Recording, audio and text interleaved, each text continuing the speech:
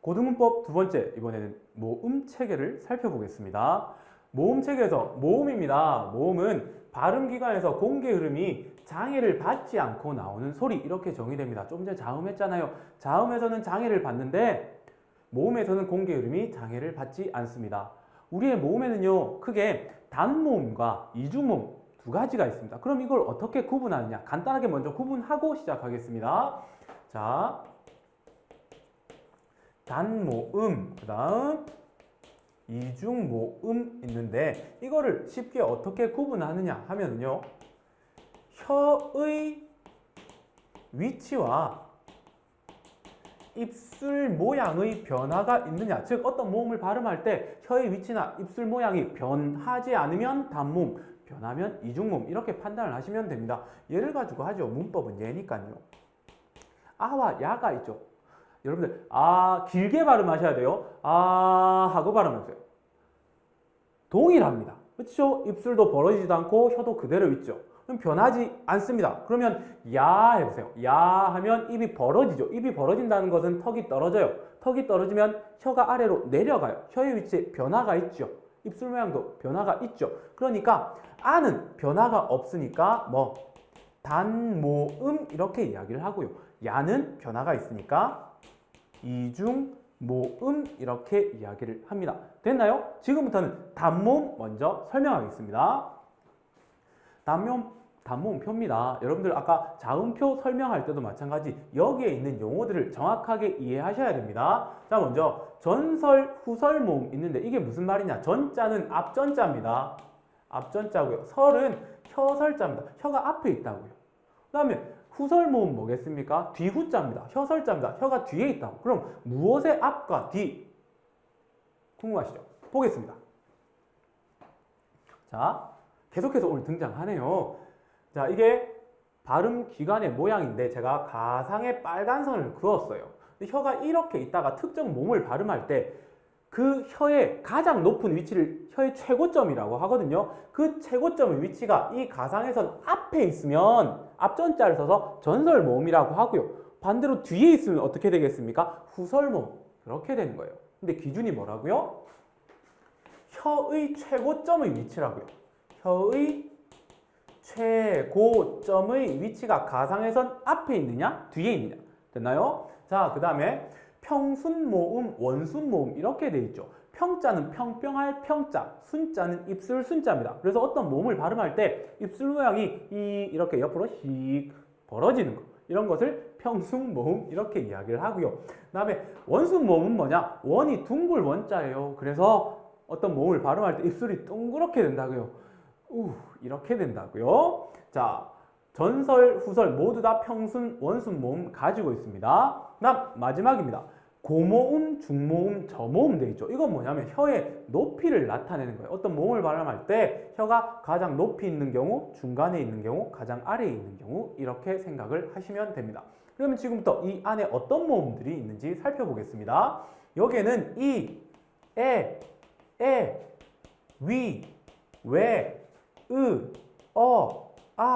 오, 총 10개의 단모음이 있습니다. 별거 아니에요. 자, 그런데 여기서 주의하셔야 될 것은 이에서 에로 발음할 때 어떤 현상이 벌어집니다. 에 이렇게 발음해 보시면 입은 점점점 벌어지고요. 턱은 아래로 떨어져요. 그러면 혀의 위치는 올라가는 것이 아니라 내려오게 되는 거죠. 다시 위에서 아래로 내려올 때 입은 양옆으로 벌어져 점점 커지고요. 그 다음에 혀의 위치는 떨어진다. 이러한 변화가 있다는 거 반드시 기억해 주세요. 이게 보기로 들어갈 수 있습니다.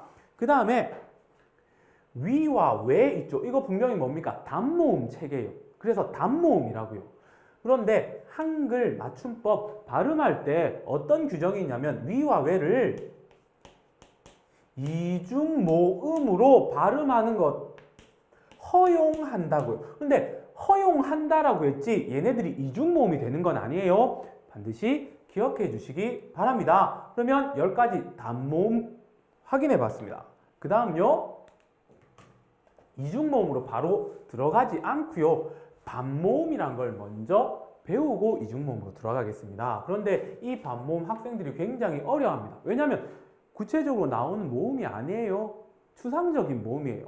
그러면 개념 정의를 보겠습니다. 모음과 같이 발음하지만 모음적인 성격을 가지고 있는 거예요. 근데 홀로 음절을 이루지 못하여서 반드시 다른 모음과 결합하여 짧게 발음되는 모음이라고요. 근데 분명히 모음인 것 같은데 모음은 홀로 음절을 이루거든요. 그런데 얘는 홀로 음절을 이루지 못해요. 이 정도까지만 알아두세요. 그 다음에 이러한 반모음은요, 두 가지가 있다고요. 반모음 이와 반모음 오, 우 있는데 여러분들 이거 어떻게 이해하시면 되냐면 이 모음처럼 생겼는데 이 모음처럼 음절을 이루지 못하는 모음 이렇게 생각하시면 됩니다. 반모음 오, 우도 마찬가지입니다. 오, 우의 성격을 가졌으나 홀로 음절을 이루지 못한다. 여기까지만 이해하세요. 그 다음 바로 넘어가겠습니다.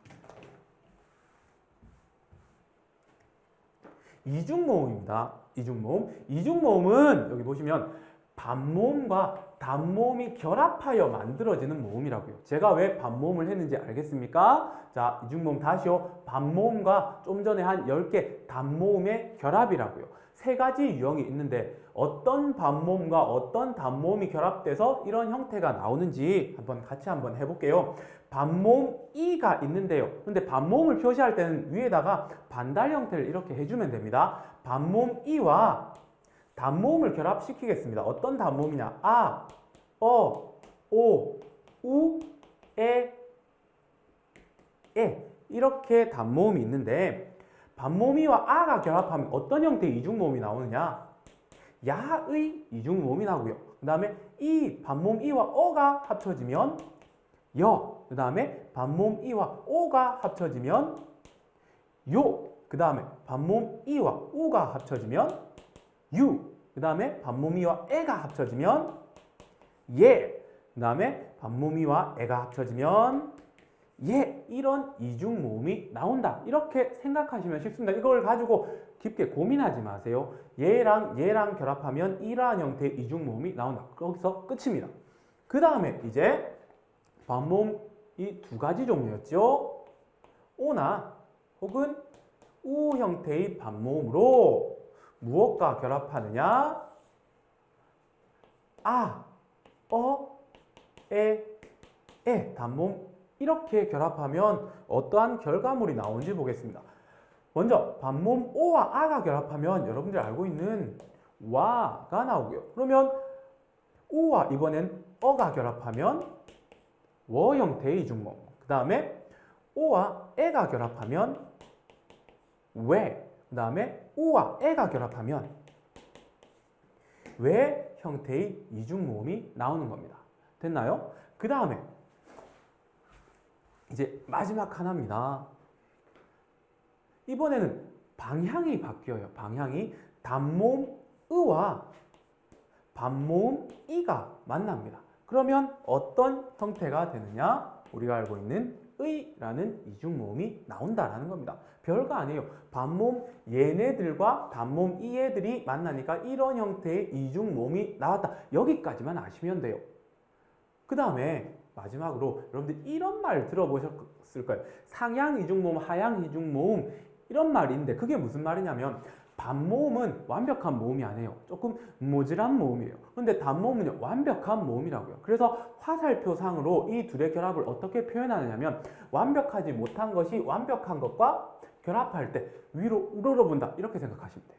그 다음에 여기도 마찬가지 이렇게 되죠. 그런데 여기 보세요.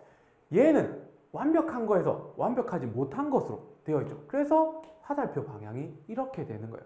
그러면 이거 두 개는 어떻게 표현하느냐? 화살표가 위로 향하는 결합이다. 그래서 상향